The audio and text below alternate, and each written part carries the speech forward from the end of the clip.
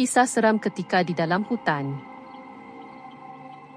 Kisah ini tentang atuk saya yang bekerja sebagai polis hutan. Zaman sekarang mungkin tidak menggunakan istilah polis hutan lagi, mungkin dah tiada pun tugas ni, sebab polis hutan ialah untuk menjaga kawasan hutan daripada dicerobohi oleh pihak komunis. Sepanjang berkhidmat sebagai polis hutan, adalah dalam 3 kali atuk saya diganggu, diikuti oleh makhluk halus. Akan tetapi pada kali ketiga dan terakhir perkara ini terjadi, merupakan hantu yang paling susah untuk dihalau. Atuk sudah berumur 52 tahun ketika itu. Pada masa itu, atuk merupakan ketua polis dan membawa pasukannya ke dalam hutan di Perak. Ketika berada di hutan, tiada gangguan. Ia bermula ketika atuk telah pulang ke rumah. Atuk akan ketakutan setiap hari sepanjang masa, tapi yang paling teruk ialah pada waktu maghrib dan pukul 12 malam. Tengah malam, atuk mesti akan menjerit tak dapat tidur sebab penunggu tu akan marah-marah menengking atuk. Penunggu itu membuka pintu bilik atuk kemudian merangkak ke arah kaki atuk. Yang paling teruk, penunggu itu memasukkan tangan ke dalam kain pelikat atuk dan memegang buah zakarnya sambil berkata, "Kenapa? Kau takut dengan aku? Kau bukan anak jantan." Kadang-kadang hantu tu juga akan merangkak panjat dinding macam cicak. Cabut kepala ayam makan mentah-mentah depan atuk aku. Cabut kepalanya sendiri dan pasang balik. Tapi yang nampak atuk sahaja. Orang lain tak nampak. Atuk describe yang penunggu itu kelihatan seperti lembaga hitam berbentuk manusia yang gagah. Anehnya, ahli keluarga lain tak diganggu kecuali satu masa tu waktu maghrib saya ternampak atuk masuk ke dalam tandas di sebelah dapur tembus tanpa perlu membuka pintu. Nenek ialah seorang wanita yang berani dan kuat semangat, jadi dia tak terlalu ketakutan dan dia tidak diganggu. Saya dan nenek bertemu dengan seorang bidan di kampung kami. Dia wanita berusia 45 tahun dan suka memakai batik. Dia mula membaca sepotong ayat Quran. Kemudian, dia mengambil pisau dan membelah sebiji telur yang telah direbus sambil melihat kuning telur dengan bersungguh-sungguh. Dia terkejut dan tercampak telur tu sambil berkata, "Minta maaf Rose. Aku tak dapat tolong kau. Hantu ni kuat dan bukan main garang lagi. Ni bukan lawan aku. Hantu ni ketua kampung di tempat dia dan yang paling bijak dan kuat di antara semua jin dalam hutan tu. Dia marah kat laki kau sebab menjerit sambil cekak pinggang kat tempat dia, tak hormat tempat dia.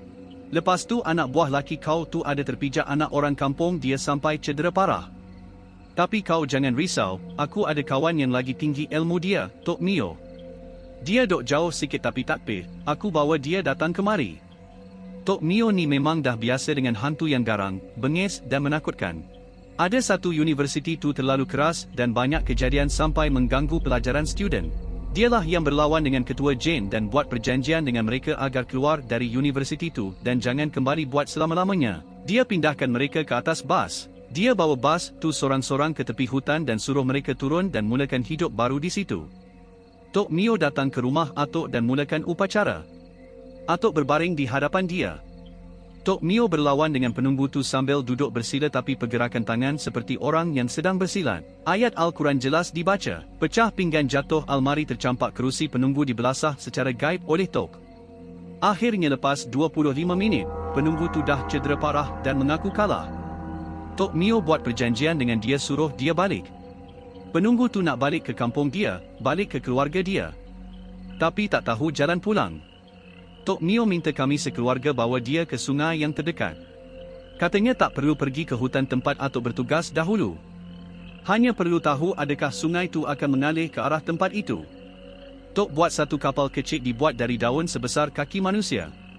Umumnya, jin dapat mengecilkan diri sehingga sekecil lalat atau menjadi sebesar rumah. Ini adalah antara kelebihan jin kerana dibuat daripada api. Tok letakkan kapal tu ke atas air dan kami semua melihat kapal tu bergerak mengikut arus menghantar jin itu pulang.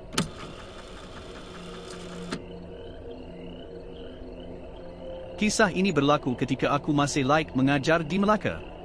Disebabkan minat aku yang mendalam di dalam aktiviti lasak atau outdoor, aku mendaftarkan diri untuk mengikuti kursus kejurulatihan untuk melayakkan aku menjadi jurulatih sambilan di pusat kokurikulum.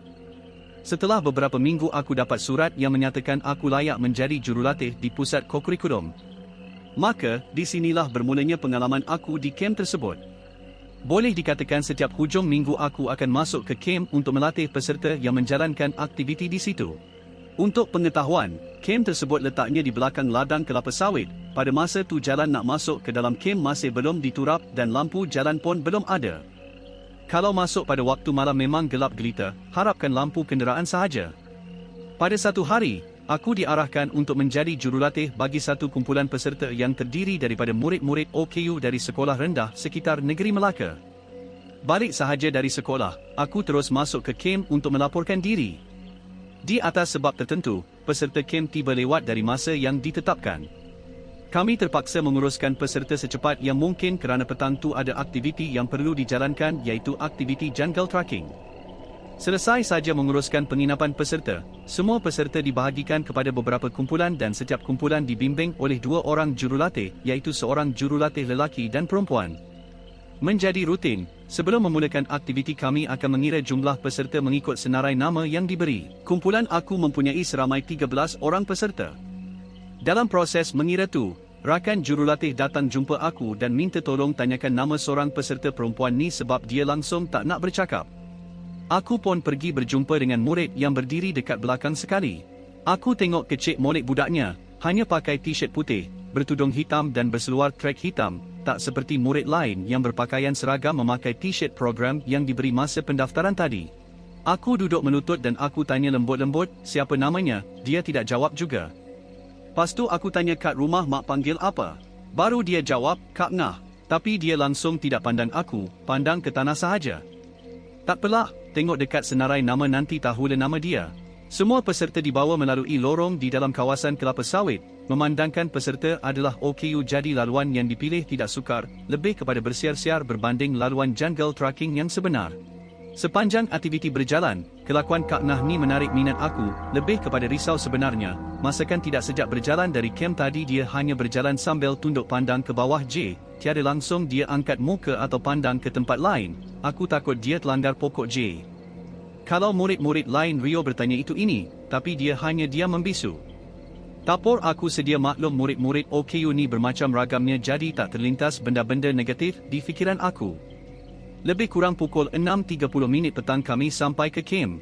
Semua peserta diminta berkumpul semula di Dewan Besar yang terletak di tengah-tengah kem untuk kami mengira semula jumlah peserta, takut-takut ada yang tertinggal di dalam hutan.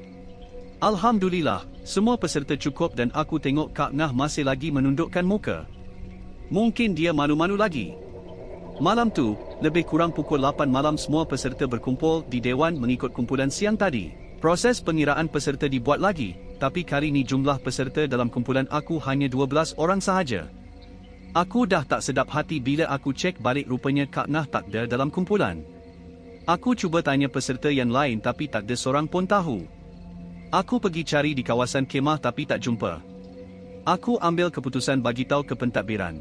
Jawapan yang diberikan oleh pegawai aku amat mengejutkan. Dia cakap kumpulan aku memang ada 12 orang peserta sahaja, lagi seorang peserta akan sampai malam ni. Dia terlupa nak bagi tahu masa serah peserta tadi. Aku panggil rakan jurulatih untuk mengesahkan cerita aku. Dia pun mengaku yang siang tadi kumpulan kami ada 13 orang dan malam ni hilang seorang. Malam tu heboh pasal peserta hilang. Aku dikehendaki membuat kawat terhadap peserta. Malah kami bahagikan semula peserta mengikut sekolah masing-masing beserta guru pengiring masing-masing dan didapati semua cukup termasuk murid yang belum sampai lagi tu. Maksudnya tiada murid yang hilang. Sehingga program perkemahan itu tamat, aku masih tak jumpa pemilik nama Kak Nah tu. Disebabkan hanya aku yang pernah bercakap secara langsung dengan dia, maka aku menjadi tumpuan pertanyaan jurulatih lain yang nak tahu cerita sebenar. Selepas dari kejadian tu, nama Kak Nah dijadikan bahan rakan jurulatih untuk menyakat aku setiap kali aku masuk ke kem. Sehingga kini, aku masih ingat wajah Kak Nah dan pakaian yang dipakai. Tapi aku masih tak dapat jawapan di mana dan siapa Kak Nah.